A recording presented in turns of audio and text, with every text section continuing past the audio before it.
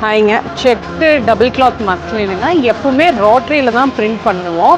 இந்த தடவை table print பண்ணி பார்க்கலான்னு ஒரு ட்ரையல் எடுத்தவங்க. சூப்பர்பாக வந்திருக்கு பாருங்களேன், பிரிண்ட்ஸ் எப்படி வந்திருக்குன்னு. பிரிண்டிங் யூனிட்டுக்கு போயிட்டுருக்கோங்க. ஸோ இன்றைக்கி என்ன பிரிண்டிங் பார்க்க போகிறோம் அப்படின்னா, டபுள் கிளாத்துங்க. செக்டு டபுள் கிளாத்தில் வந்து 60 வித்தில் வந்து நம்ம பிரிண்ட்ஸ் பண்ண போகிறோம். ஸோ நாம் டிசைனர் எல்லாம் பண்ணி டெக்னிக்கலாக அப்ரூவ் ஆன பிரிண்ட்ஸ் தாங்க இது. ஸோ இதெல்லாம் வந்து ஒயிட் பேஸில் நம்ம பண்ண போகிறோங்க. 130 GSM வருங்க.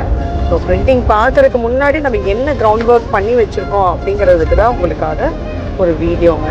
போய் பார்க்கலாம் பிரிண்டிங்கை. ஸோ இந்த எலிஃபெண்ட் பிரிண்ட்டுங்க. இந்த எலிஃபெண்ட் பிரிண்ட்டை வந்து இப்படி நம்ம ஸ்க்ரீன் மேக் பண்ணியிருக்கோம். ஸோ பியூட்டிஃபுல்லாக வந்திருக்கு பாருங்கள். இது ஜூம் பண்ணி காட்டுங்க. So elephant print. ஸோ அதுக்கு பின்னாடி ஒவ்வொரு பிரிண்ட்டும், அதுக்கு கீழே இருக்கிற பிரிண்ட்டு எல்லாமே கொண்டு வந்திருக்கோம். ஸோ பியூட்டிஃபுல்லாக வந்திருக்கு. நல்லா இருக்குல்ல elephant print. So elephant print இன்றைக்கி அடிக்கலைங்க. இன்றைக்கி வந்து அந்த சன் தான் அடிச்சிருக்கோம். எலிஃபெண்ட் பிரிண்ட்டு வந்து உங்களுக்கு ஃபினிஷ் பண்ணதுக்கப்புறம் நான் காட்டுறேன்.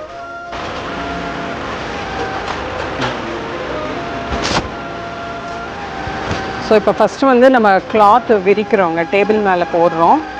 டபுள் கிளாத் மஸ்லினா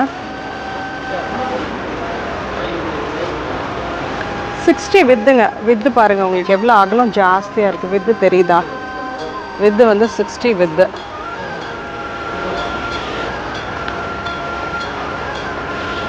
இந்த ஸ்க்ரீனுங்க. ஸோ இதில் பிரிண்டிங் போயிட்டுருக்குது.